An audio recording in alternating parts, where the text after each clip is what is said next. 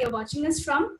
On the behalf of Nepal Institute of International Cooperation and Engagement and the Water Policy Center, it gives me a great pleasure to extend a warm welcome to our distinguished speakers, chair, and the participants who have joined this session. To chair this session, we have Major General Binoy Basnet with us today. It's my pleasure to introduce the chair. Major General Binoy Basnet is a political and security analyst and has previously served as a brigade commander, general commanding officer, and a deputy chief of the staff. Major Basnet has hold 35 years of experience in the Nepalese army and with the United Nations of peacemaking operation. He represented the army and the country in various international meets, capacity building, peace efforts, reintegration, election, governance, rule of law, and humanitarian affairs. He has further experience and headed prestigious military training institutions like Nepali Army Military Academy, Nepali Army Command and Staff College, and Chief Instructor of Higher Command and Management course, Nepali Army War College. He holds master's in philosophy degree in defense and strategic studies with first class from University of Madras. He has devotedly involved in political and security analysis, advising, writing, editing, and participating in intellectual capacity in geopolitics and national security, and researching about China and South Asia. Without extending further, let me request Major General Binoy Basnet to take charge of this session. Yes, thank you for the introduction, kind introduction.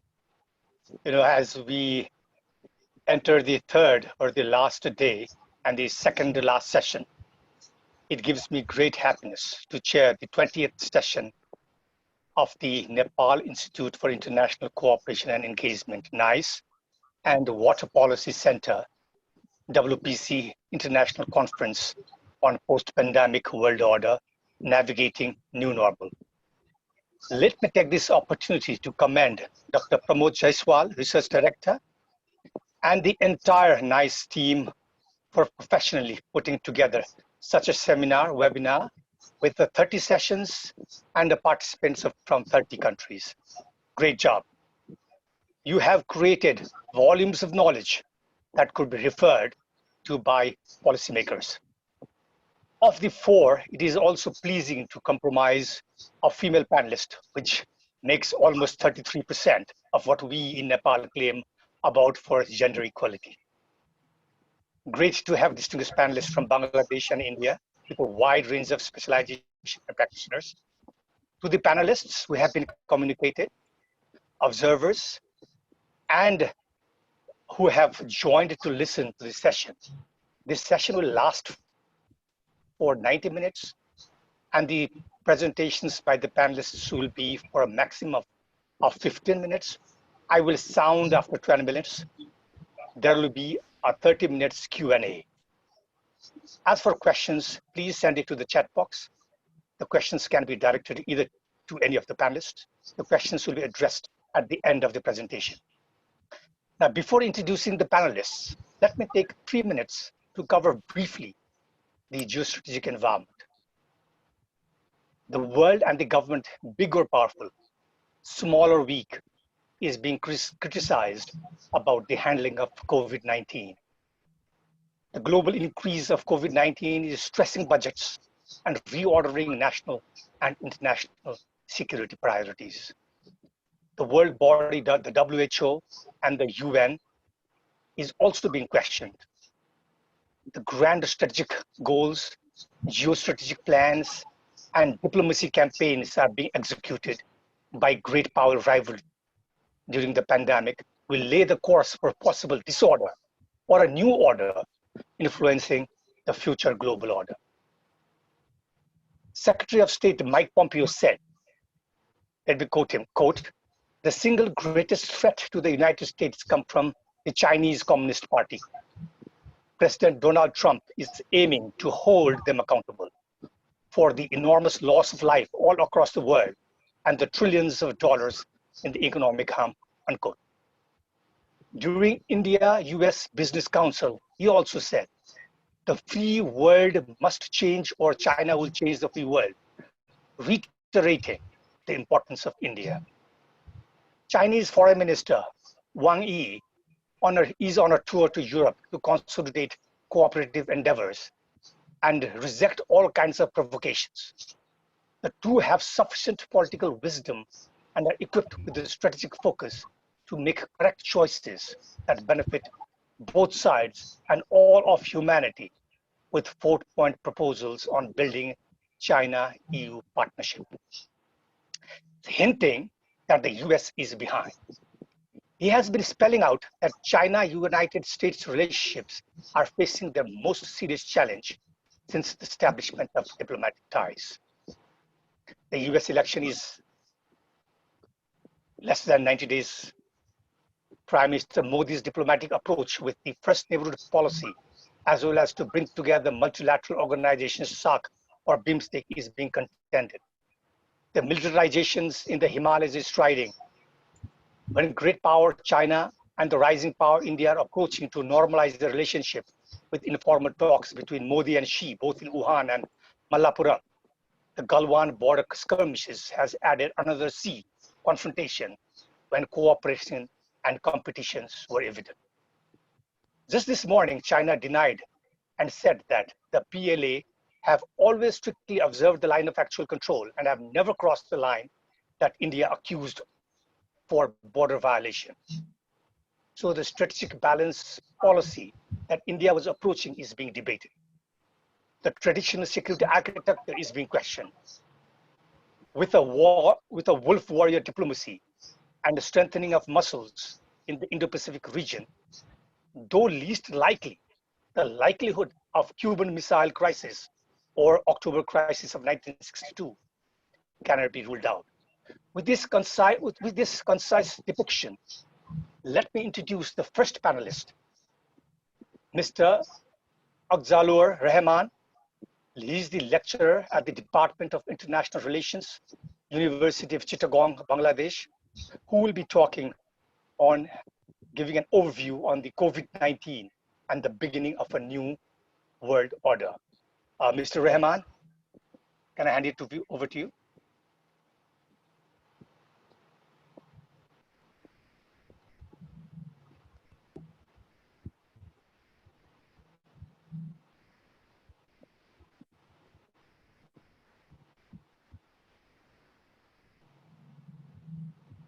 Mr. Rahman, could you please start?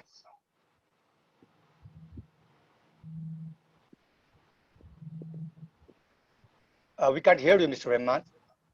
Please unmute yourself. Okay. So, am I audible right now? Yeah, you're perfect now. Please go ahead. Okay.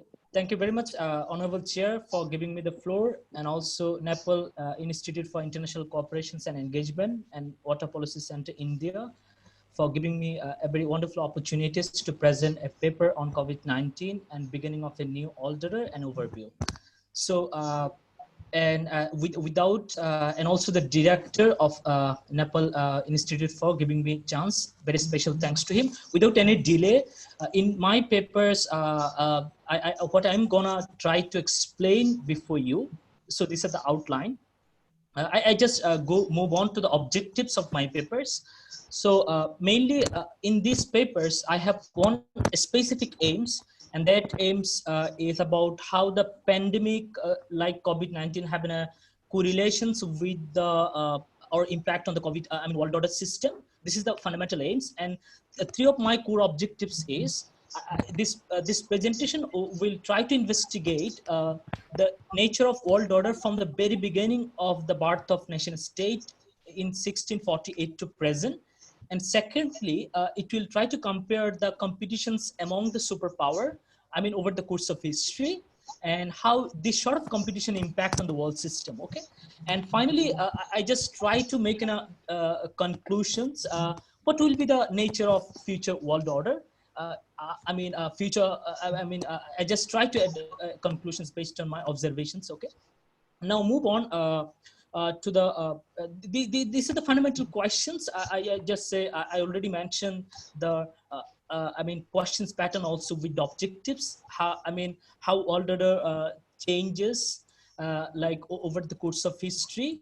And secondly, why does COVID matter for the future global order? And what are the parameters of competitions? And how would be the what would be the changes and challenges? So my methodology is very straightforward. I use the secondary resources for analyzing these presentations or papers. So now move on to the, body of my presentations, the background context. You know what, if we study that, how whether pandemic have any relations with world order, then we see that there is uh, no direct relations with pandemic and world order until the history suggests us until today. But there are a number of regions that can change world order. One is war, another one is technological innovations, and number one is ideology. So we see that First World War and the Second World War, these two world war have changed the world order. Okay, after the First World War, we see there is a multipolarity until Second World War. Okay, after Second World War. And after the Second World War, we see the world order also change into bipolarities. Technological innovations also change the world order, like industrial revolutions in Europe also gave the more power to the Britain to rise as an Pax Britannica. Okay, and thirdly, what I say that third one is ideological. We see the fall of USSR, Soviet Russia, is one fine example of how ideology sometimes having a cause for the changing in the world order patterns. So now move on of the very clear classifications of world order from 1648. From 1648 to until 1919, we see there is a mixtures of presence of multi-poles world order. That time, one significant hegemon, we see that was the Britain. Britain controlled as an only global single power for majority of the time of that period, like as a Pax Britannica. And secondly, we see from 1919 to up to the Second World War, there is a multipolarity multipolarity or existence of multipolarity that time. One part in USA, another part is Russia, Soviet Russia. In Asia, the Imperial Japan. In Europe, Germany and Italy and in France. Okay, so now move on to from the Second World War, we see there's a stable world order system that is called the bipolarity between US and USSR, led by capitalist USA, on the other side socialist USSR. So USSR collapsed in late 1919 because of their ideology was rejected by their member state. So at that time, there was a competition between USA and USSR in international institutions in many places. We see also the NATO, and on the other side, USSR also formed their own, security arena by the Warsaw Pact. Okay, and next, from 1990 to 2016, this was the classification given by Meir, that after 1919, we see the unipolar moment of the history that was recognized by the former president of USA, Senior Bush, and that was also recognized by the Francis Fukuyama in his popular book, End of the History in 1919. But that sort of narrative challenges by after 1 decade by the Russia, when Vladimir Putin came into power in 1999. From 1999 to until today, he is in power. He challenged the unipolar status of USA in different occasions, like annexing Crimea is one of the significant events in that case. In 2014, Russia annexed Crimea in a very controversial referendum taken by the Crimean Authority by using Russian forces. Crimea was a former part of former land of Ukraine, one of the very close allies of Western Europe and USA. So now come to the point of 2016 to 2019, after the huge debate among the global political, political scientists or international relations experts, that whether we are end of unipolar movement, and that end already we see after the annexations of Crimea, and there's a challenge came from China, Russia and USA. Russia also fought war with, Georgia, one of the very close allies of USA, and Russia also stopped USA not to attack the Syria, as Syria is one of the very close allies of Russia. On the other side, China gradually became one of the very influential economic powers. right now they are in number one positions. Now move on to the what are the changes we find because of the COVID-19. So COVID-19 give more leverage to some country than other country, and China is gaining more from COVID-19 than other country. I will explain these things a bit later. Now move on to my theoretical framework. So this is the three theoretical framework, very simple, three classifications of world order: bipolar, multipolar, and unipolar. So now move on to the main part of my presentation, discussion part. Mainly the world order or great power dominate the world through their populations or wealth. But I think that population is not so important factors here. Wealth is a factor. If you compare that wealth in there, let's see that right now China is the number one economic country according to the statistics in 2004. I mean, 2019. In 2019, the United States of America expand 38% of world military budget for its military. That is compared to 38% of world military budget. China's 40%. So if we say that what types of experience we are right now encountering because of the COVID-19, number one is we are right now in a Cold War, new Cold War, okay? That is recognized by political scientists and world leading newspaper also. Already Trump accused WHO, World Health Organization, is a puppet of China. And they already also declared not to contribute in the WHO's fund. And secondly, the productions of Russia's coronavirus vaccine, Sputnik V, also created sort of hue and cry among the scientists, and it also created sort of Cold War style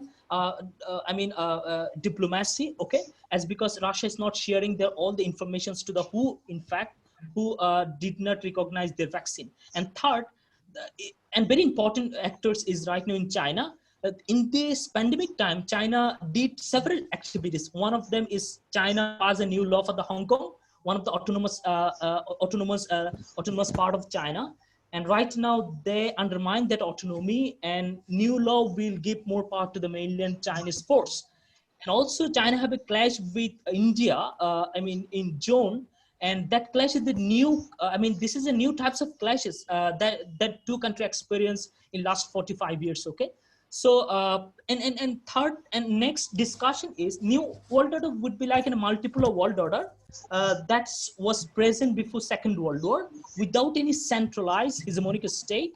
And that world order would be like an uncertain world order, because you know what, before Second World War, we see no country did not follow the rule properly, okay?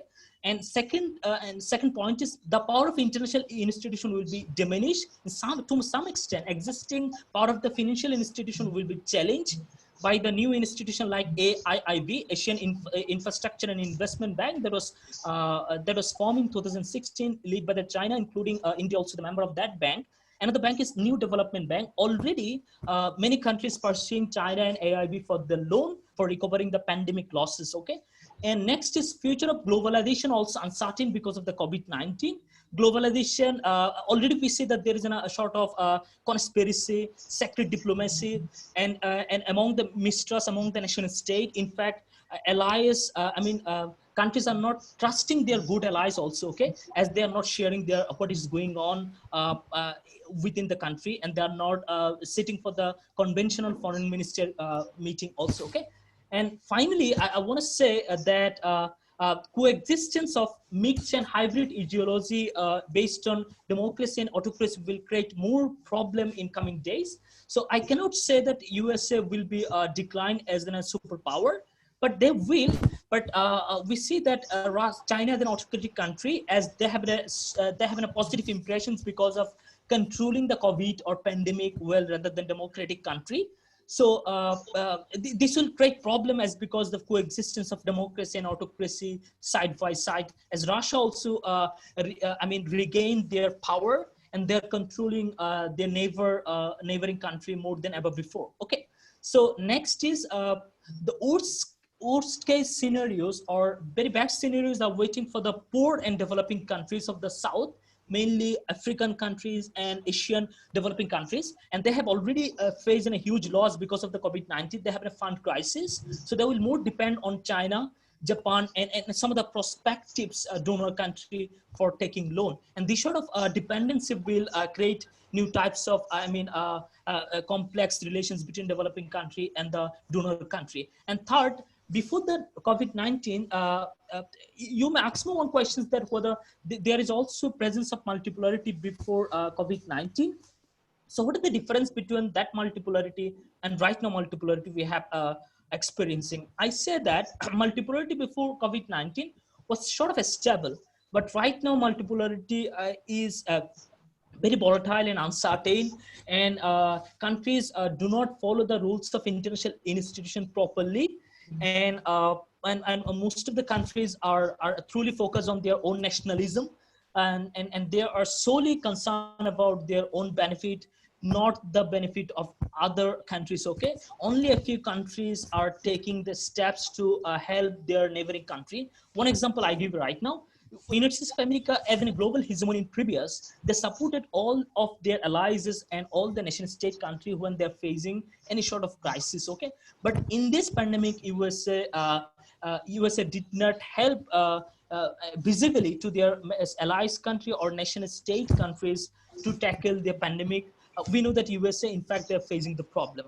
So if I sum up my whole paper, then I have to say that this paper is a combination of three particular things. It gives you the brief understanding of historical narrative, how historically from the 1648 to until today, world order changes because of war, technological innovations, and ideology. And secondly, how the world great powers are competing with each and others for taking the dominant positions, whether it is can be the unipolar movement, or it can be the bipolar movement, or it can be the multipolar movement. And finally, I just try to give a very brief future of a future world order based on the experience of COVID-19 that we have until last 9 months. Okay, so thank you very much for all of your patience hearing. I just finished there. I hope I was very conscious about the time. Okay. Thank you. Thank you, Thank you. Mr. Rahman. If you have any questions, then you can please. Yeah, we will take the questions at the end. Mr. Rahman, thank you so much. You just took 14 minutes and 15 seconds. Great timing.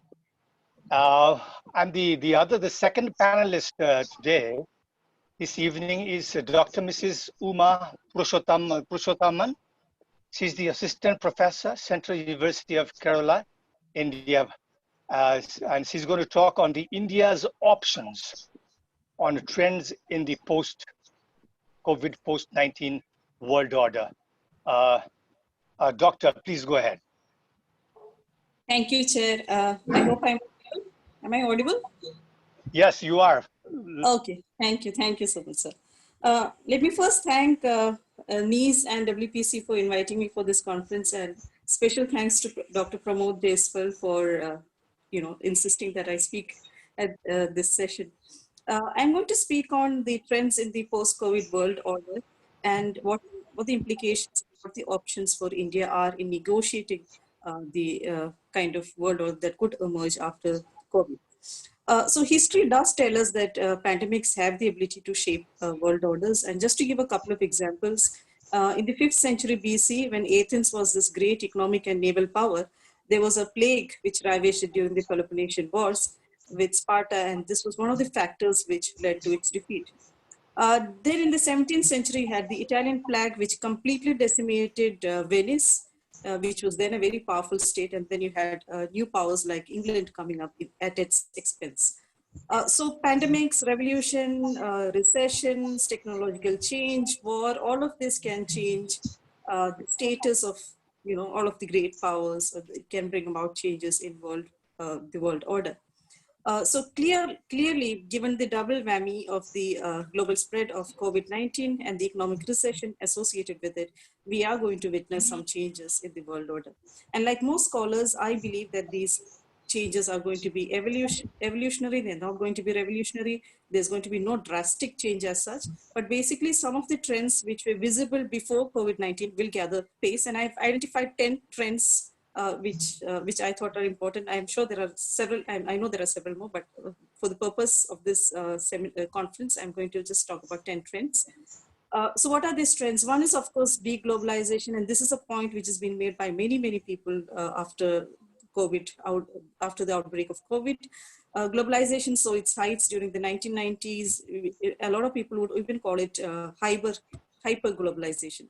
So what does globalization essentially mean? It means the freedom of movement of people, goods, capital, and ideas. And each one of these are under threats today, and this is something which has been in the making for some time. For instance, if you look at people, after 9/11, the state came back as an important entity in world politics. Fearful of terrorism, states began to put curbs on immigration. They began to scrutinize their own citizens. The refugee crisis and Europe's response to it, again, are examples where free movement of people was not allowed even on humanitarian grounds. And as economic crisis spreads across the world, there will be attempts from people in the global south to move towards the north, but there will be resistance equally from the north because migrants will be seen as carriers of disease. If you look at goods and capital, the US-China trade war predates the pandemic. Efforts were already on to decouple their bilateral trade. And today, what we see that countries are trying to shorten their supply chains. Again, this was a trend which was visible earlier when Chinese labor costs increased and as the US-China trade war intensified. So the pandemic has accelerated the trend towards deglobalization, partly because paradoxically, globalization is what has allowed the virus to spread so fast across the world. So countries are now beginning to see interdependence more as a threat and not as an advantage.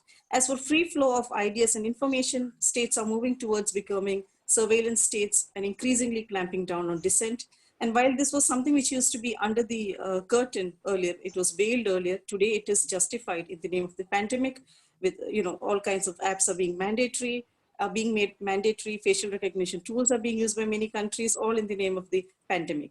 The second trend is about multilateralism. Where does multilateralism go after COVID? Again, multilateral institutions also saw their heyday in the 1990s. You had hundreds of organizations coming up in the hope that the world could work together. Today, these hopes are fading, and there are three reasons for this. One is because none of these organizations were ever really representative. Today, the second reason is that today the same country which helped to hold up these organizations is walking out of them, the United States. It is walked out of the WHO, it has problems with the WTO, it has been threatening the United Nations. Third reason is that with the return of nationalism, states will hesitate to cede authority to supranational bodies. And as they turn inward, nationalism will affect multilateralism, and countries will have less capacity in terms of time and material and resources to cooperate on geopolitical shocks. So multilateral institutions like the WHO could become venues for intensified competition between the United States and China. And instead, we could probably see more and more plurilaterals, which are more flexible coalitions would emerge. The third is a decline of the United States. The US was in decline even before the pandemic, but what the pandemic has really done is to expose the weak underbelly of the United States to the rest of the world. Its terrible health infrastructure, systemic racism, which was amplified because colored people were affected disproportionately by the pandemic, a highly polarized society, and a president who was much more focused on social media tweets than on governing. So US prestige and moral authority has been badly affected. And the global distribution of power will continue to shift eastwards because the Asian countries, except for India perhaps, have managed to weather the storm better than their European and American counterparts. However, I think there is a silver lining for the United States in all of this because before the pandemic, China's rise seemed inexorable, but the pandemic has slowed it down. So in that sense, there is a little bit of benefit for the United States. The fourth trend is recession. As I said before, all countries are going to be affected by economic crisis. Job losses will be in the millions, and already we are seeing some really worrisome figures in the United States and in India. And this economic turmoil could lead to domestic upheavals in several countries. Perhaps we'll see more states failing, more human rights violation, and the rest of the world would not be very interested in intervening like in the past. And that's again a problem. There's also potential for conflict if countries feel that their rivals are weaker than them, and also external conflict can serve as useful political distraction from domestic troubles. The fifth trend is the rise of nationalism. As economic troubles rise, we are likely to witness more nationalism across the world. Again, this was a trend that you could see in Europe. If you look at Hungary, if you look at Philippines, and this is something which was Turkey again. So citizens of countries which are affected by corona, where we started to be treated in racist ways, whether they were Asians or whether they were Iranians. In the initial days, countries began to ban exports of essential medical equipment. Borders were shut, and the pandemic has actually amplified some national and ethnic divides, and this could really lead to the persecution of ethnic minorities. In fact, we have seen several cases of vaccine nationalism, particularly the kind of actions that Trump has done. Now, the sixth trend is the idea of the surveillance state has become embedded with the pandemic, and this has the support from surveillance capital. So we're moving towards a less open or a less free world, as Stephen Wald puts it. And governments across the world have used the crisis to give themselves emergency powers, moving them further away from democracy. Again, this is something which could lead to domestic turbulence. The seventh is US-China rivalry. There is going to be intensified great power rivalry between the United States and China. The previous speaker has already spoken about this, but we could discuss this in the Q&A. So I'm going to cut that short for now. The eighth is that what people like Francis Fukuyama say, that the welfare state could come back. So the pandemic has exposed the weaknesses and strengths of governments across the world. And those countries which have good state capacities and they have good, competent bureaucracies and good leadership have done better. So people might again turn back to the state for public goods and social security nets. The ninth is something which has been discussed everywhere, the erosion of the liberal international order. John Ikenberry had said that the liberal international order has always been tied to US power. So US decline will certainly contribute to the erosion of the international order. The America First policy is something which has undermined the rules-based international order. The US itself has been attacking the institutions walking out of Paris, the Paris Climate Change Agreement, the JCPOA. And this has all happened even before Trump. For instance, it bombed Serbia, invaded Iraq without approval from the United Nations Security Council. It has been attacking allies, fighting with China and Russia. China, on its part, has also been not really following the rules-based order. Actions in Hong Kong and India, South China Sea are examples. Russia too has acted against global norms, particularly in Ukraine. So has the West. The 10th trend that I was looking at is the idea of non-traditional security will have to be given much more importance. And I believe as a teacher, I think this could spell doom for humanities and social sciences, because science subjects might be given much more emphasis. So what are the implications or options for India in all of this? The future, of course, is going to be much more turbulent. How does India navigate these trends? I would like to address this in 2 points, domestic and foreign policy. In domestic policy, I think this is an opportunity for India to see if we can convert this crisis into an opportunity. So the Prime Minister has already talked about self-reliance, Atmanirbhar, but this is something which will take time, building domestic capacity, and it could be criticized for being protectionist, but then that is where most countries are going. The second is that with more digitization in the world, I think there are more opportunities for India's IT sector, which means we could probably invest more in vocational training. And I would also see this as an opportunity for India to rebuild its infrastructure, physical infrastructure, health infrastructure, digital and manufacturing structure. This could also kind of help reduce, address the issue of unemployment. Defense indigenization, other opportunity is there, and some steps have already been taken by India. And surveillance is, of course, likely to increase, like in most countries. The silver lining for India in all of this is that I think oil prices will likely remain low for some time, and which means that there'll be less budgetary constraints for India to kind of do all of these, rebuilding and building. In foreign policy, India's soft power was significantly enhanced because through its medical diplomacy, it's been training foreign personnel, sending medical supplies to over 123 countries, sending doctors to some countries, over 50%, around 50% funding to the SAARC Emergency Fund. And I think in the larger scheme of things, India really should continue to pursue multi-alignment, play all sides, get benefits from whoever you can get it from. And I think it would be really premature for India to choose either the United States or China right now, because you don't know what the outcome of this particular Cold War between the United States and China is. And who knows, they might even come to a modus vivendi and come to a, and form a duopoly or a G2, and that would be like the worst case scenario for India. So, and this is particularly important in the context of US retrenchment from the world. So the idea, I think the strategy should be for India to hedge and balance simultaneously so that we get maximum strategic autonomy. And we need to still maintain good relations with both the Chinese as well as the Americans. I don't subscribe to this theory of putting all our eggs into the American basket, because ultimately, all said and done, geography still remains destiny. So India needs to carve an independent space for itself, showcase leadership as a middle power, build coalitions of the willing, build plurilaterals. I think India, Japan, and Australia are already talking about the idea of a supply chain pact. So I think there'll be more plurilaterals, which will be based on the policy of forces for forces. And India really should be part of many more of these plurilaterals. India should also try to shape great power relations in favor of itself. And this is something which is not impossible, because India has good relations with all of the great powers except for China.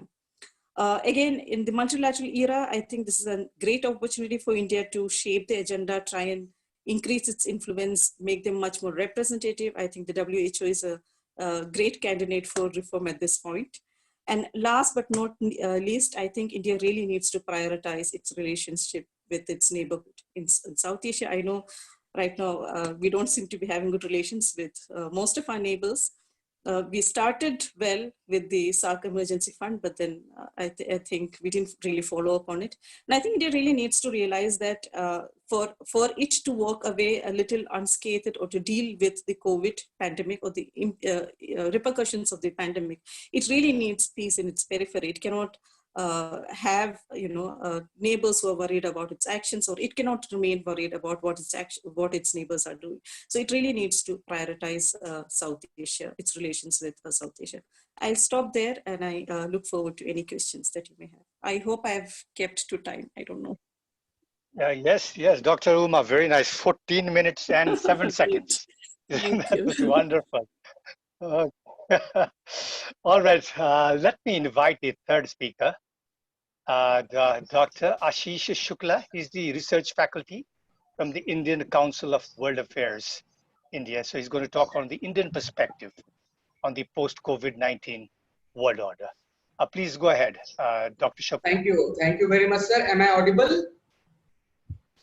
Yes, very well. You're very clear. Thank you very much. First of all, I would like to thank Nepal Institute of International Cooperation and Engagement, especially Dr. Pramod Jaiswal, Research Director of the Institute, for inviting me to share my thoughts and ideas with you all.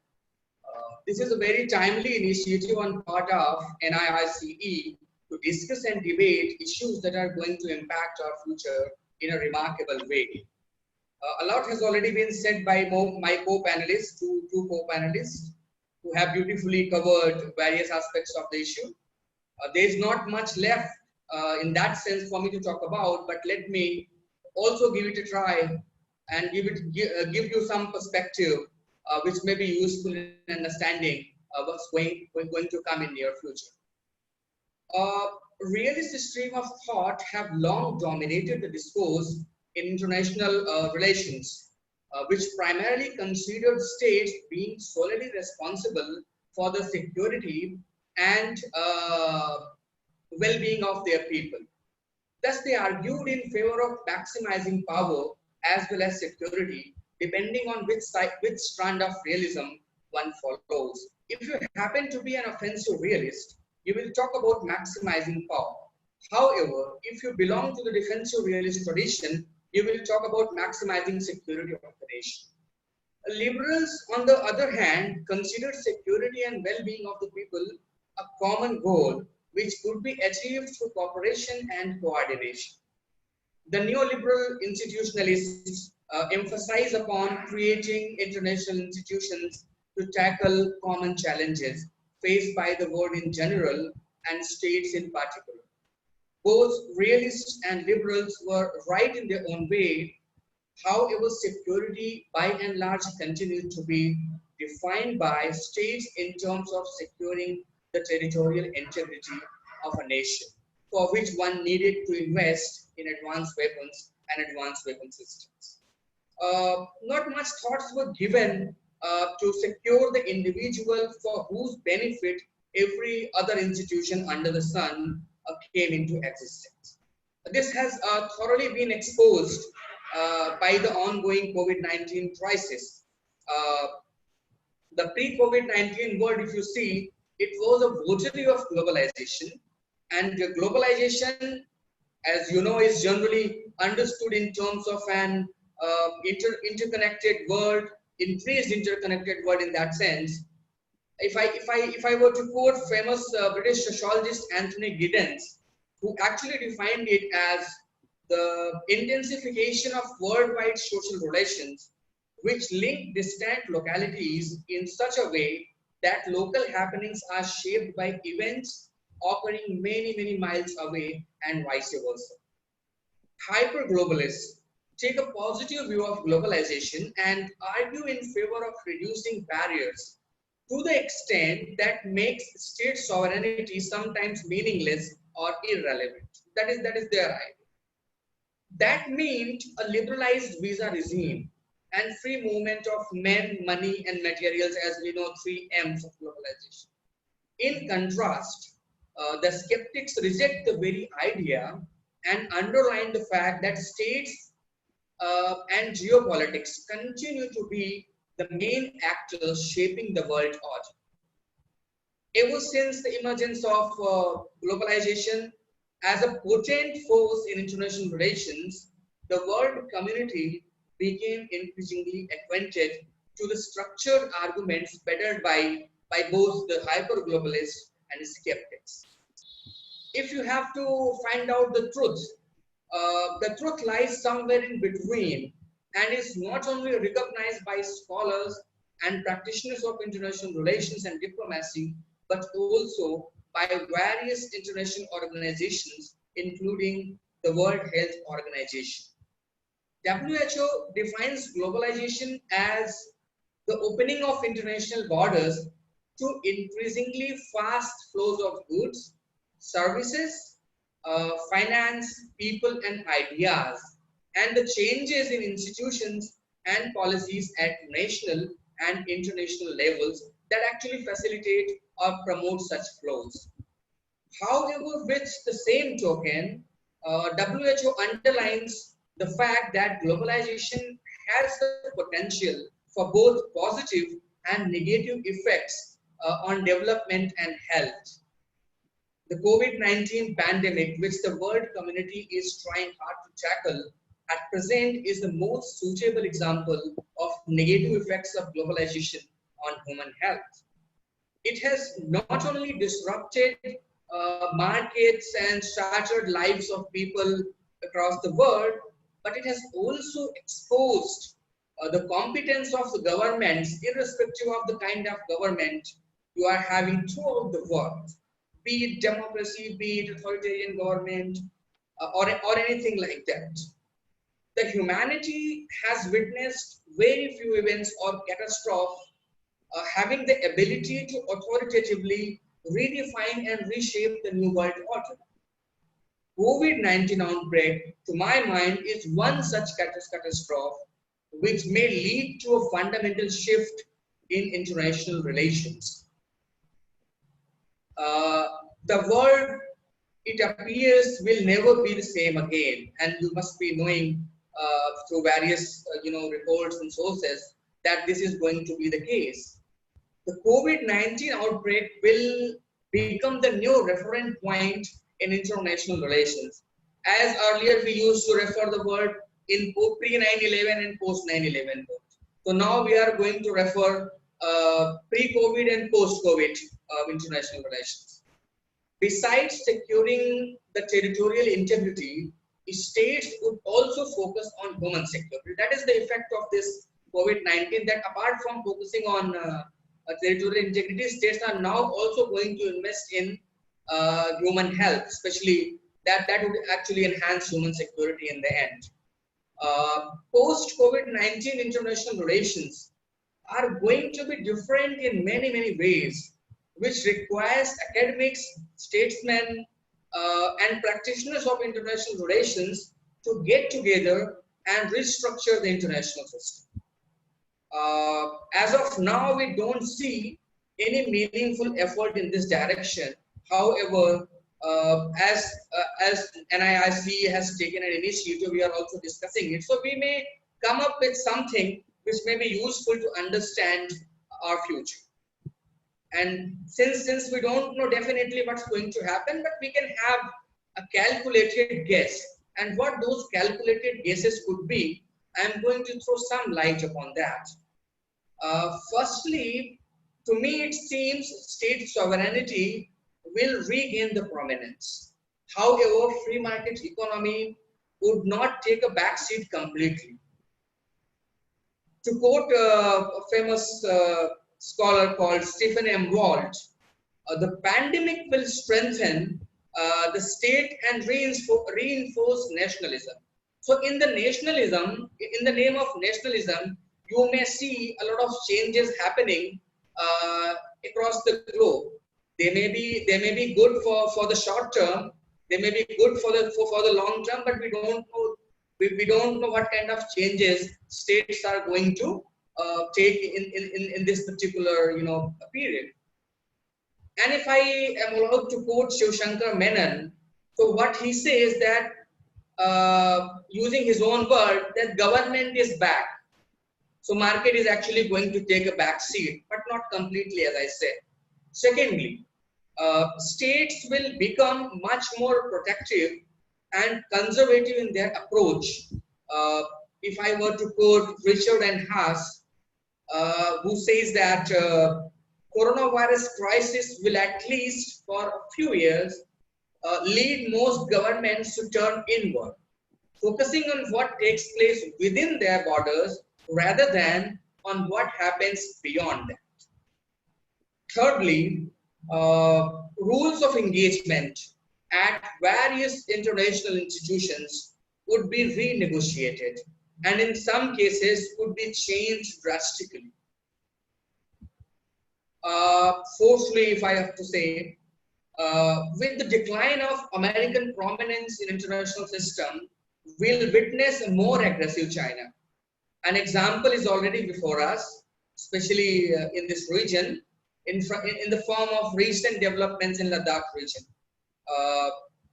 I think about a day ago, 29th and 30th night, we had some developments in that region where Chinese tried to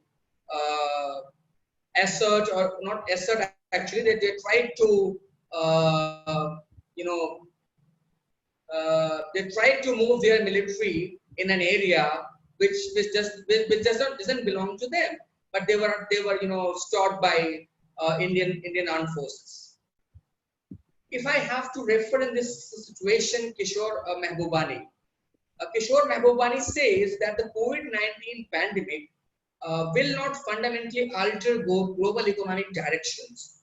It will only accelerate a change that had already begun. A move away from United States-centric globalization to a more China-centric globalization. So now China is going to gain prominence. And my final point, finally, there will be realignment of forces at multiple levels to deal with the fast-changing geostrategic and geopolitical situation. It is in this context we in the region have to reorient, or we have to say we have to redefine our foreign policy goals, and we have to work out a mechanism to achieve our national and regional interests in that context. I would like to stop here and thank again NIICE for inviting me to share my thoughts and ideas. Thank you very much. Yes, Dr. Shukla, thank you so much. Yes, 11 minutes and 30 seconds. And now we have the fourth and the last speaker, Dr. Dr. Binayak Sundas is the assistant professor in the Center for Himalayan Studies, University of North Bengal, India. Dr. Sundas, please, the floor is yours. Thank you so much, sir. Am I audible, sir? Yes, yes, very nice. So I just realized that everybody has taken less time than they were allotted, and counted that amount like 5 minutes. Yeah, you have 3 more minutes. Yes, there. Nepali so personally gives me a little bit extra time as well on account of nepotism. Anyhow, I while listening to all of my co-panelists and the wonderful sort of debate, the discourse that just happened, I realized something. I think my paper is slightly out of place here because, as the Americans say, it feels like I'm coming to a gunfight with a knife. But then, perhaps it's also necessary to speak of the other side of all the dynamics that you all kind of spoke about. Sometimes in the realm of IR, and perhaps Rahmanji and Shuklaji would agree, sometimes the realm of IR, humanity is a little lost. We forget that we are not just states, but we are also people living in the smaller communities. Because as to add to what to what Dr. Shukla was saying about how nationalism might be the new might find a new expression. I would imagine it's not just nationalism, but rather more localism that we will tend to see as the new normal. And hence, what I'm going to speak about today about how there is the rise of the local in the global sort of pandemic. My area is the area that I speak about is also very, very small. I'm going to talk about a small town known as Kalimpong. But the thing is, Kalimpong falls right in between sort of Nepal, Bangladesh, and Bhutan, and then China. As a matter of fact, from where I'm sitting, Bangladesh is about 6 kilometers that side, Nepal is about 6 kilometers this side, China is about, and that's the best I can do to sort of connect my paper with whatever you all have been saying. You see, community participation from the very get-go was seen as one of the most essential components in the collective sort of response to the COVID-19 pandemic. I mean, range from the entire sort of enforcing compliance with the lockdown to the steps that were taken to ease restriction, to community support, to volunteering.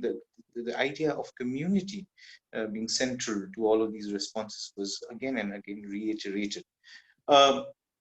Then you have the global health guidelines that sort of stressed on the importance of communities participation, which included sort of incorporation of insights and ideas from diverse communities, and was sort of central to the co-production of health, whereby health professionals and administration would sort of work together with the communities and thereby plan, research, deliver, evaluate the best possible sort of health promotion and healthcare sort of services. The argument, if anything, against all of this, as one went through all of the sort of the various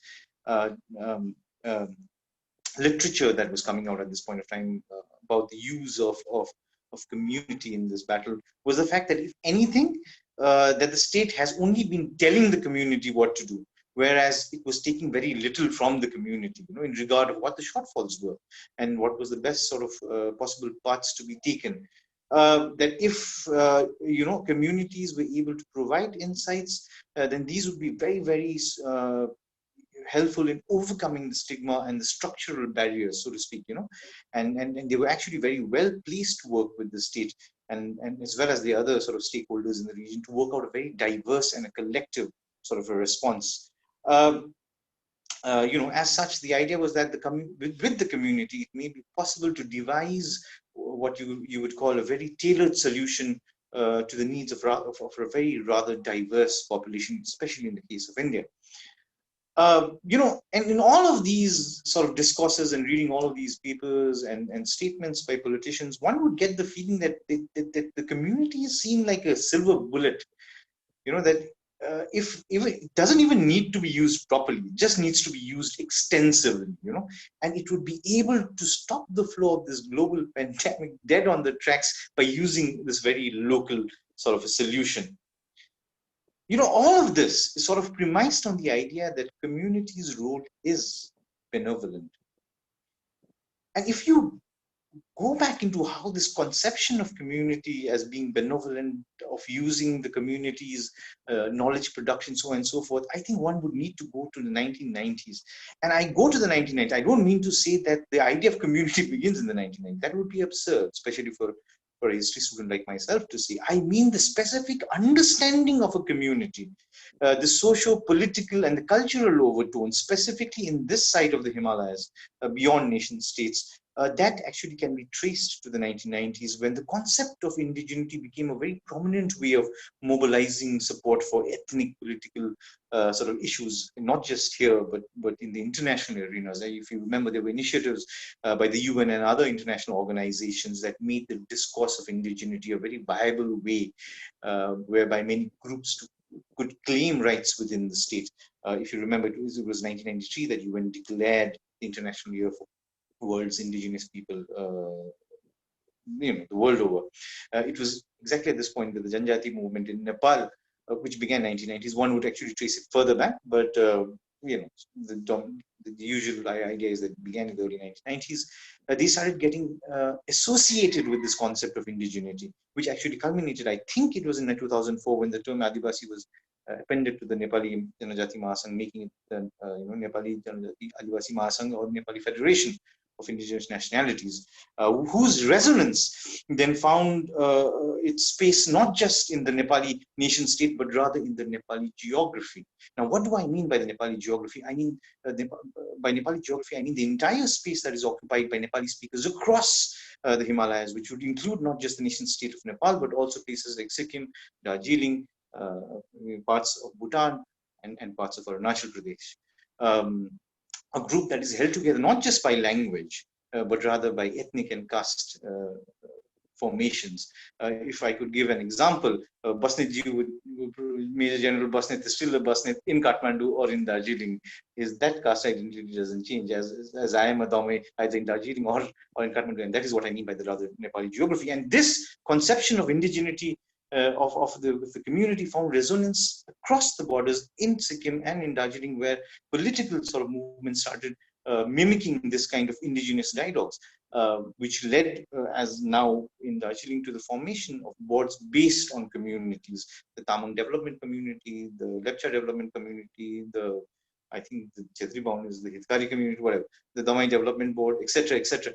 Which basically puts the onus of development specifically on the community, believing that the traditional knowledge that became a very, very sort of a something that was reiterated over and over again. The indigenous knowledge production, whether it was about medicines, whether it was about the kinds of houses that would be built, it's almost an exoticism of the community that starts to take place. And it was believed that if you used the indigenous knowledge, especially in this part of Himalayas, whether it was the Lepchas, whether it was of the Tamangs, etc., then you could actually, and especially medicines and etc., you could actually avoid natural calamities of that sort. And this was when the sanctity of I believe, a certain kind of sanctity of community actually began. And all of this was linked to a certain kind of perception that community meant harmony. And to go with the indigenous community's knowledge was almost sort of synonym for engaging in sustainable development. There was this concept of being in harmony with nature, so to speak. But as Gillian Rose, the famous geographer, points out, the problem with community studies is that community is seen synonymous with harmony. And that is how most academics see it. That is how most policymakers have been seeing it. A community is anything but that. A community is a contested space. There are conflicts not just within a community, whether it is about power structure in various forms, but also it is an idea that is contested about. And the power dynamics is expressed through several ways, whether it is caste, whether it's class, ethnic, linguistic, religious, etc. And it is this power dynamics within the said local that unfortunately in the space that I'm going to talk about has come to the fore during this global pandemic. Uh, when the first responses, I'm not sure if you're all familiar with the kind of administrative unit that we have here. It's known as the Gorkhaland Territorial Administration, or rather in short, the GTA. When the first responses of the local administration was discussed, it was crowdsourced, and I was also a part of it. And even I wrote that the community and its role had to be central to this particular responses of any form, whether it was the containment effort or whether it was the distribution of resources, and that we had to divide it into these various samajas, etc., and these various local groups, ethnic centric local groups, or geographical local groups that had to be central to this particular effort. And once the first case of COVID-19 came out, I think it was in April, what we saw was that we were anything but prepared for this, because the kind of paranoia that seeped in, oh God, it was just unbelievable. The first thing that happened as a response to this was burning of a particular herb known as titepati. Now, I think Basnet sir is familiar with the term, as well as the rest of you all who don't know it. It's a herb that's used here for, it's at best, it's an anticoagulant, and it's usually used for driving spirits away, and it has no effect on the virus. But the state administration would not tell people that, that the burning of the herb had no effect, because it was part of the indigenous knowledge production, and it sort of allowed, even encouraged it by supplying titepati to a lot of villages. And this, if anything, at the very get-go should have been a sort of a signal for sort of things to come. What we saw then was one of the first things that we saw was the rise of vigilantism, which was one of the defining problems initially. You saw a lot of these youths who have a certain proclivity towards violence with a certain kind of behavior. And what I'm trying to say in very fancy academic term is who I'm talking about is this, what in South Asia you call gunda, badmash, and in Darjeeling you call rowdies. You saw these people becoming more and more active in trying to enforce a vigilantist sort of an idea of what behavior then should have been, which sort of sometimes seeped into concepts of moral policing. Usually these people are looked down upon, but now they had social legitimacy from the society, because it was viewed that their role was vital, and these people saw this as a route to gaining political power, because there is a precedence of how strongmen, especially in places like Darjeeling, whether you refer to people like Bimal Gurung, etc., how they have had a reputation of being strongmen, and then they sort of gained political power. So this is how most of these people sort of started behaving and tried to initially sort of dominate said locality. And it wasn't just them, it was about roundabout just anybody with political ambition at this point of time.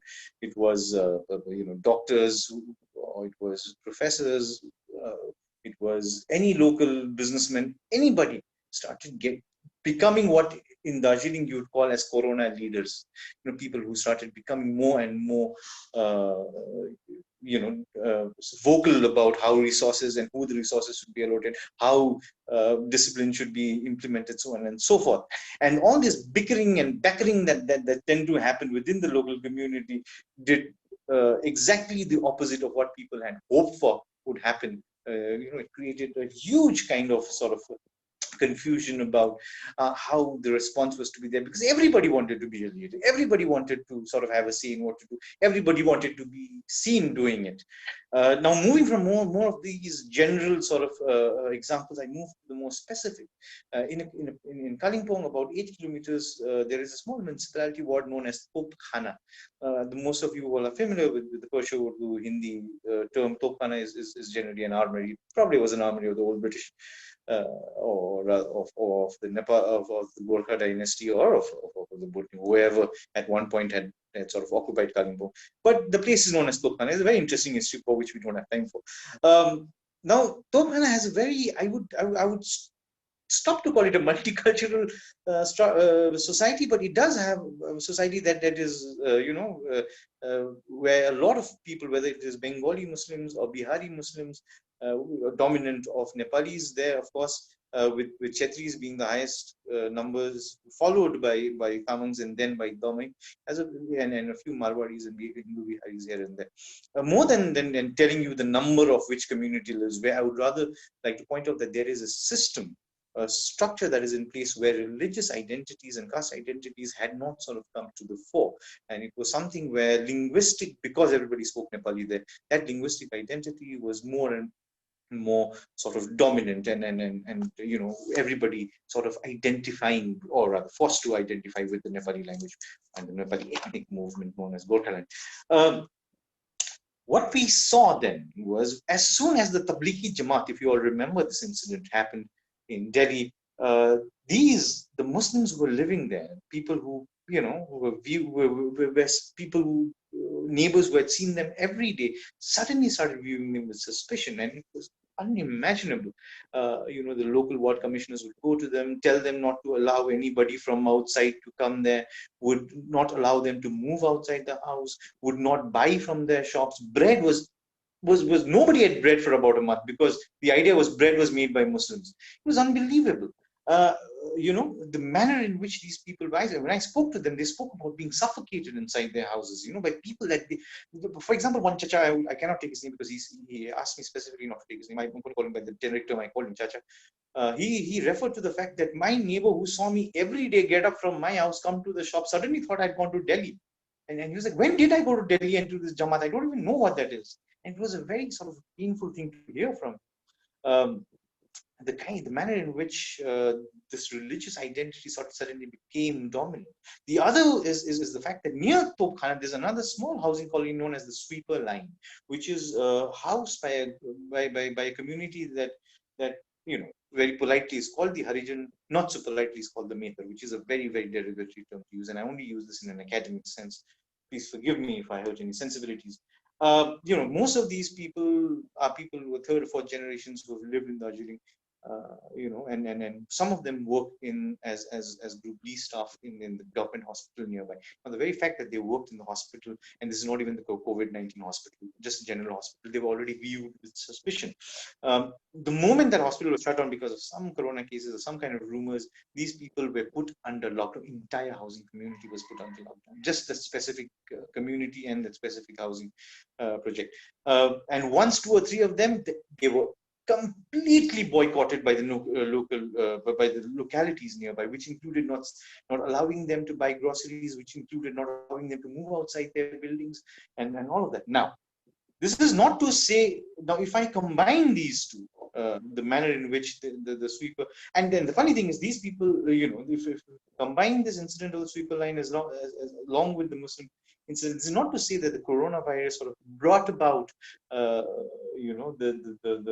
element of either casteism or anti-Islam within the people. The point is, it always existed.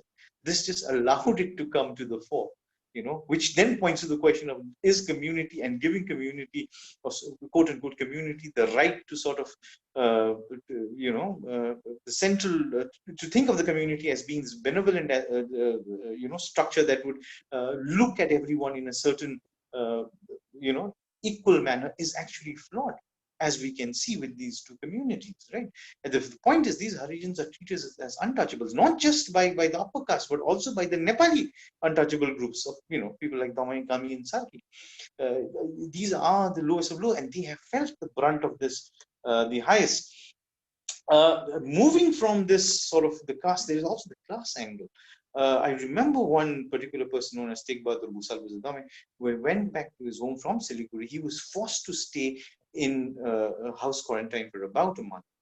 There's another case of another lady who went to a place known as Gorabari, where she was also forced to stay for about 2 months. which is all fine. That is the way that the new normal should have been, except this is not uniformly implemented. If you are a person of higher caste, if you are a person of higher class, if you are a person of means, then you can easily dodge all of these quarantines. It's not uniformly implemented, which, if anything, is very, very, very dangerous. There's a lot of aspect where a few good words here and there can help you escape the quarantine. And this leads to another problem that I saw while I was in my field this time, the fact that quarantine certificates are being sold. If you want to buy a quarantine certificates if it's home quarantine, it's about 1,000. If it's the proper quarantine, it's slightly more expensive. And there's also the case of where Dr. Sundas, you have another minute, please. Oh, all right, sir. This is about 1 minute, and I'll sum it up. Yeah. So there's the selling of certificates that's sort of going on, and then there is the reverse migration that one has seen because of the initial migration that had taken place to cities and the remittances that had changed the power structure somewhat within these more rural sort of areas, which is still based on a very agrarian structure. Now, because of the reverse migration, what one saw, and like the people I spoke to, there is a restructuring of the traditional power structures, whether caste, class, ethnic, religious, etc., within these villages. Now you have a very definitive sense of how there is a going back to the more, the traditional structure of power dynamics within the town. To end, I would like to say that what we are seeing now is a complete change in the landscape of the local. The kind of power dynamics that are coming up, the kind of changes that are coming up is not necessarily for the good. And when the state continuously sort of depends on the communities to do its work, which is, the fact that the quarantine certificates are being sold, the fact that people don't need to sit for quarantines, the fact that people are being harassed is one of the major reasons for why there is a bomb in the number of corona cases that has taken place recently. So the rise of the local is there. I think the state is more to blame for how it could not see or foresee this kind of problems that now we are seeing. Thank you so much. Thank you, Dr. Vinayaka Sundasi. And I think we're still in time, so we have another 25 minutes for question and answers.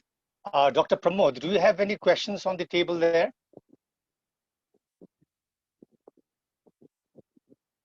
Dr. Pramod? Dr. Jaishwal? Yes, sir. Do you have any questions on the Facebook and the live things there? But I have not received anything on the chat box. No, sir, no question. All right. Okay. So as you round up, can I just maybe Dr. Mr. Rahman, could you please take a little bit of time and maybe take about 2 or 3 minutes on trying to explain more on how the multipolar world is going to go about, or you talked about the replacement of the existing international, like the United Nations, a lesser role, and the future of globalization, the question. Can you just highlight a little bit, maybe on this point, please? Thank you.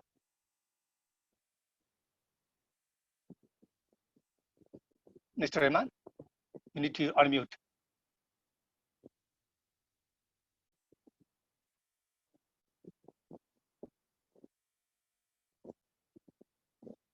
Mr. Rahman, can you hear me?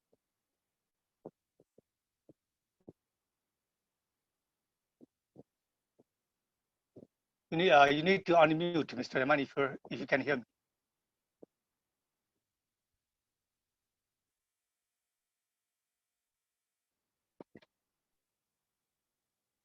So I think he's saying he needs permission from the host or something to unmute.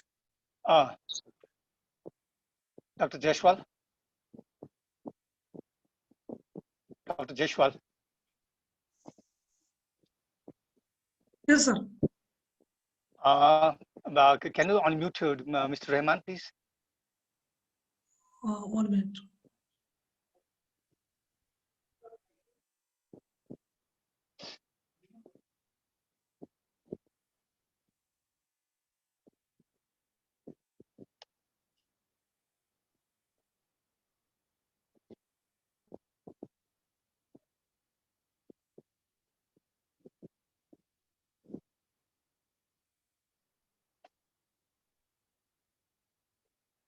Is Dr. Uma, are you online?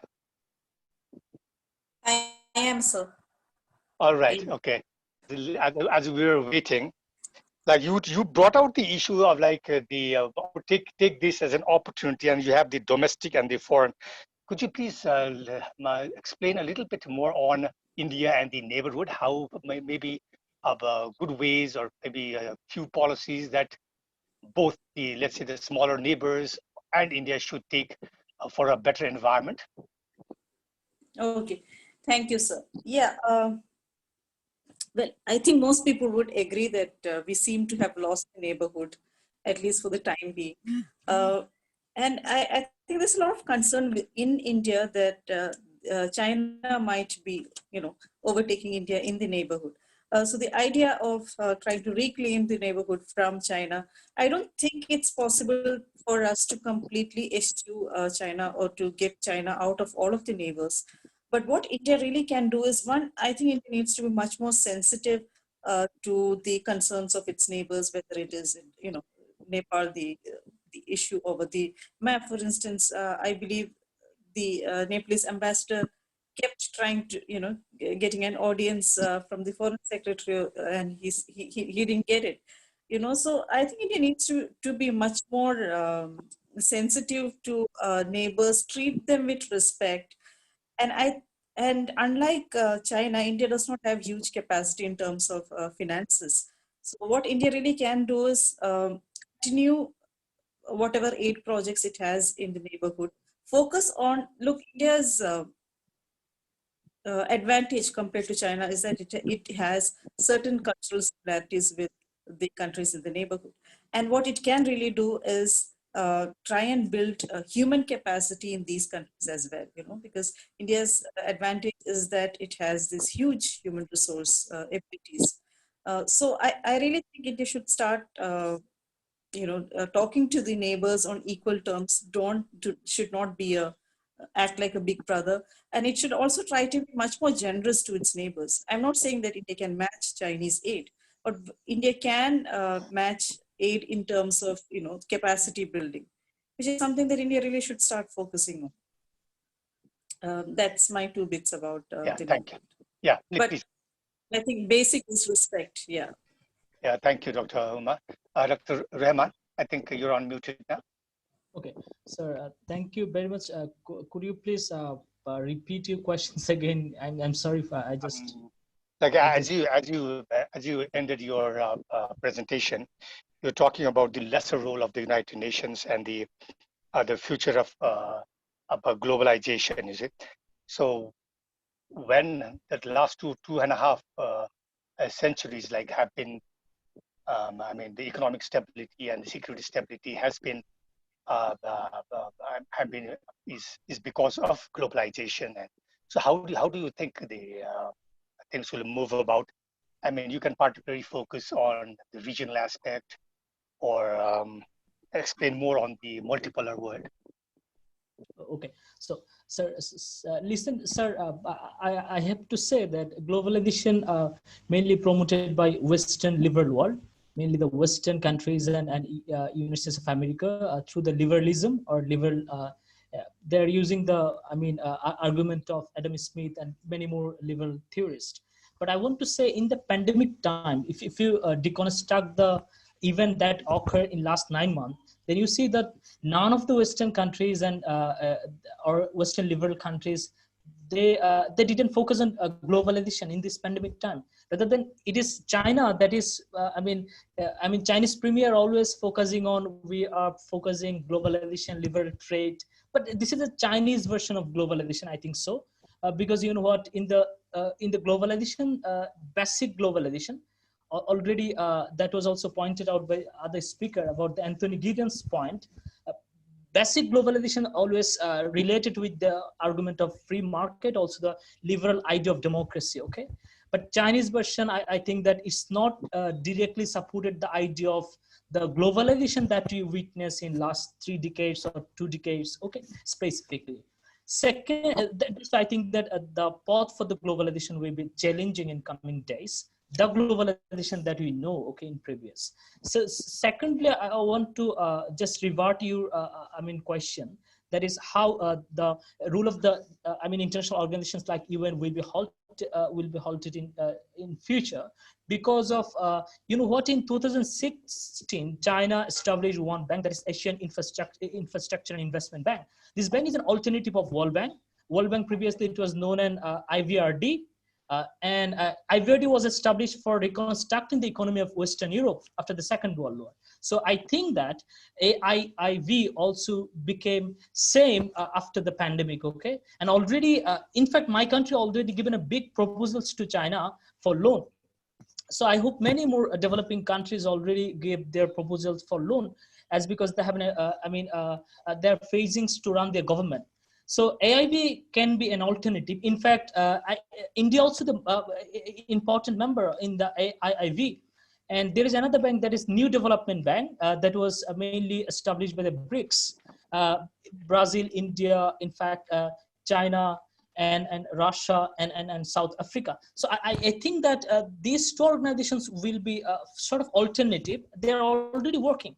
So that's why I say that existing international financial institution will be face more challenging, because they're controlled by the USA or Western power. Okay, there is a less say from the China and Asian countries. And I want to say, already in United Nations there is a problem of multilateralism. India, in fact, India also over there, they also say that they want to be the Security Council member. In fact, Germany also, in fact, Japan also. So I think that United Nations will face the crisis in coming days, because existing permanent countries will face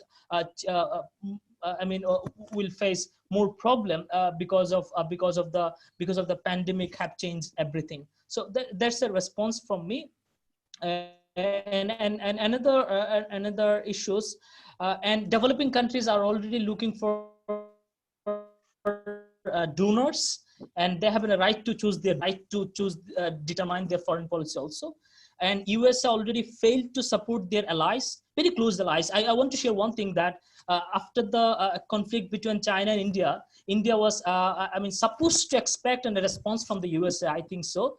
But USA they did less for the India, I think also. And there is also, in the pandemic time, there is also a problem with, in fact, my country also have a problem with Bangladesh close ally, like a traditional ally like India, in terms of these things happen because of government have a responsibility to lead their everyday tasks. Okay, this depends on financial support from the donors. Okay, they cannot do whatever they want. They need financial support.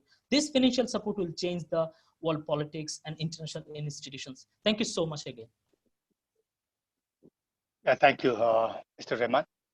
Um, Dr. Shukla, you talked about the pre-COVID and the post-COVID.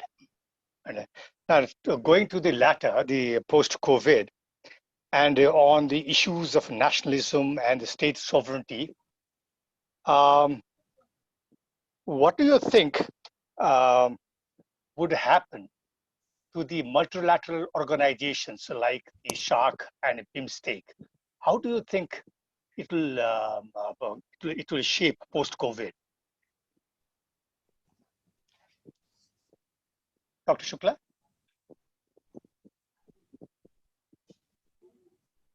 Doctor, we've lost Dr. Shukla here.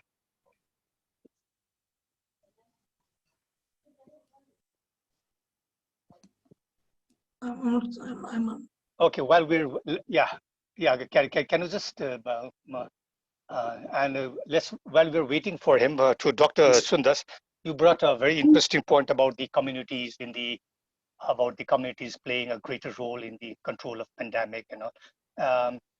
Can you just highlight like how the community has been helping the government efforts on pandemic, and maybe a few suggestions that you would give how community would help in dealing or managing well for the COVID-19? So I think, am I audible, sir?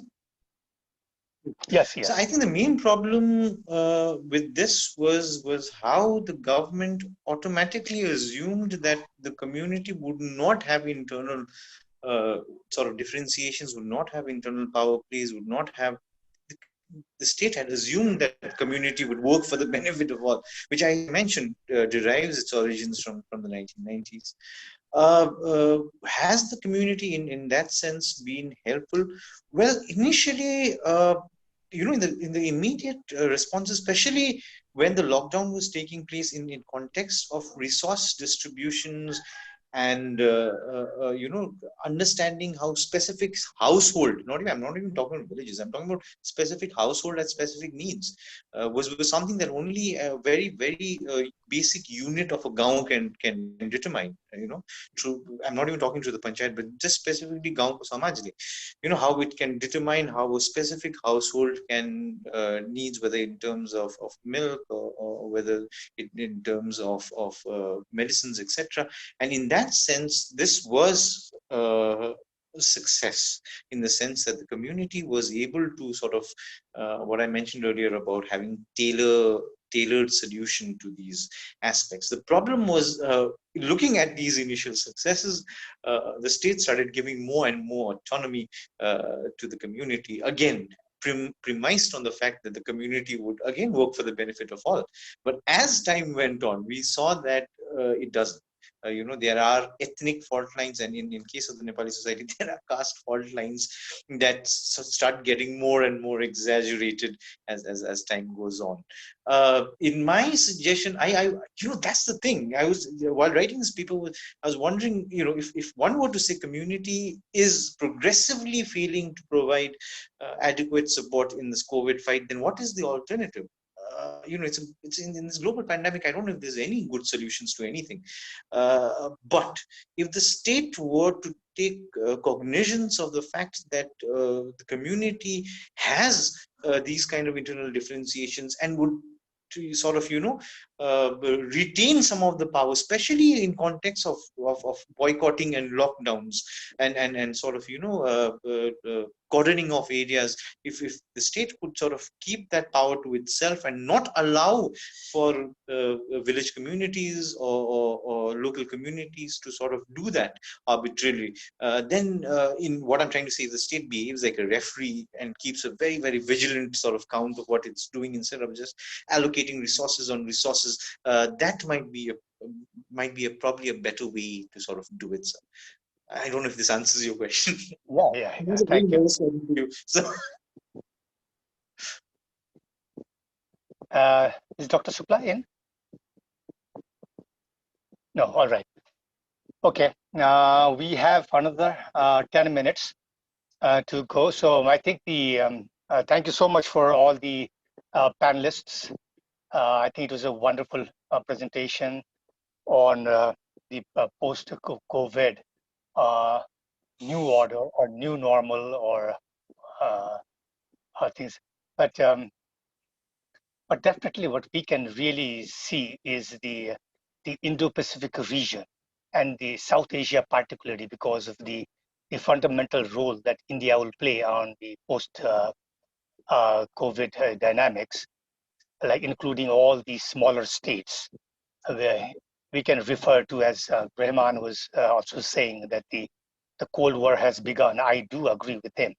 But if you look into what the Secretary of States has been reiterating from time to time, is the ideology factor, the ideology on the free world and the communists. So he's been reiterating that. So the alliance and partnership that the Americans are looking for is expediting. So the 14 countries that border China, and India's role will play an important part in the post-COVID order. The other thing that that I like to highlight is on the region where we come from. The arc of the Himalayas plays an important part. I touched upon in the brief about the militarizations of the Himalayas. The Himalayas can be divided into subsectors. We can divide it into the Yunnan bordering China as the far west, and the east is the Arunachal Pradesh till Sikkim, and the center could be Nepal, the 1400 kilometers, and the middle would be the Uttarakhand and the Himachal Pradesh, and the west would be the Jammu Kashmir, where the China-India border skirmishes are going on right now. So, and if you look at this and the access for the access for China into the Bay of Bengal, or South Asia being as a bridge to the Bay of Bengal, and the general political feelings and the political theory of either India being surrounded by China or China being surrounded by the West, persists. So with this, um, I think we should be seeing more of the changes in the coming future, and the relationship between the India and the neighbor countries matters a lot, and the transparency in the relationship between China and the smaller states matters a lot. So I think the session today was an excellent session. Thank you so much, all the panelists once again. And thank you once again, NIICE and the Water Policy Center for organizing such a great event. And thank you. Can I hand this over to the Chair, speakers, ladies and gentlemen, as we come to an end of this session, it is my great honor to propose a vote of thanks on the behalf of NIICE and WPC. I would like to express our gratitude and sincere thanks to Major General Bernard Busnet for accepting our request to chair this session. A sincere thanks goes to all the speakers for delivering such a comprehensive and insightful presentation. We are honored to have all the speakers with us here today. We would like to acknowledge our gratitude to our friends from diplomatic community, experts, academia, and different organizations. But last but not the least, I must mention our deep sense of appreciation for our audience who have participated in this webinar and those who have watched us on live. We are truly honored to have you all with us this evening and hope to stay connected with you in the future as well. I request everyone to join our next session also. Thank you.